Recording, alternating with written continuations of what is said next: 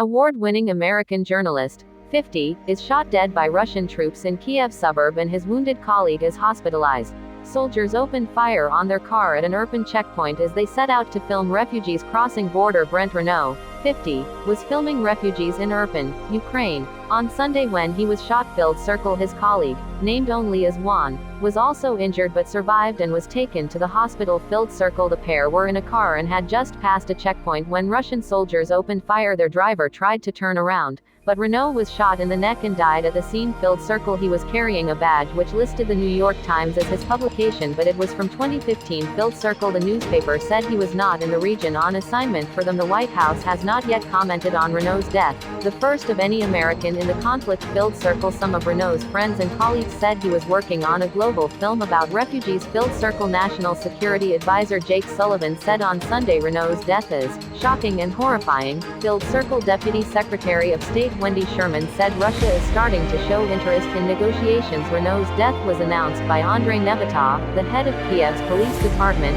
who said in a Facebook post that he paid with his life for trying to highlight the aggressor's ingenuity, cruelty and ruthlessness. He also shared a video, taken by a police officer at the scene, who said a third journalist was wounded. It remains unclear if Biden will retaliate against Putin. Earlier on Sunday, Deputy Secretary of State Wendy Sherman said Putin is finally starting to show signs of willingness to negotiate to end the war, but that up until now he has seemed intent on destroying Ukraine. The White House has not yet commented on Renault's death, but National Security Advisor Jake Sullivan called it shocking and horrifying. The other U.S. journalist in the truck has been named only as Juan.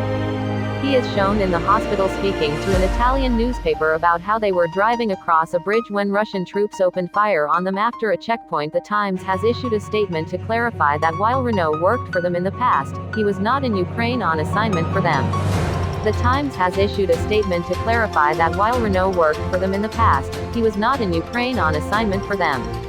We are deeply saddened to hear of Brent Renault's death. Brent was a talented photographer and filmmaker who contributed to the New York Times over the years. Early reports that he worked for the Times circulated because he was wearing a Times press badge that had been issued for an assignment many years ago.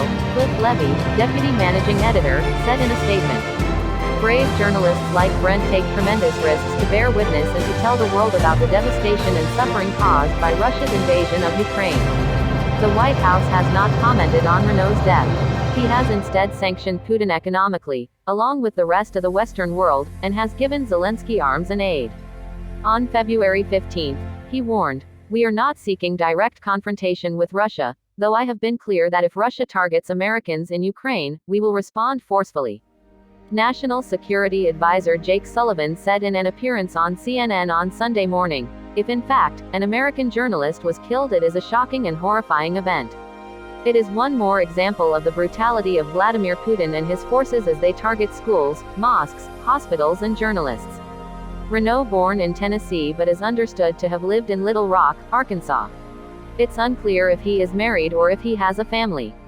"Let there be a real and decisive focus on negotiation, and let the humanitarian corridors be effective and safe," he told crowds gathered in Vatican Square.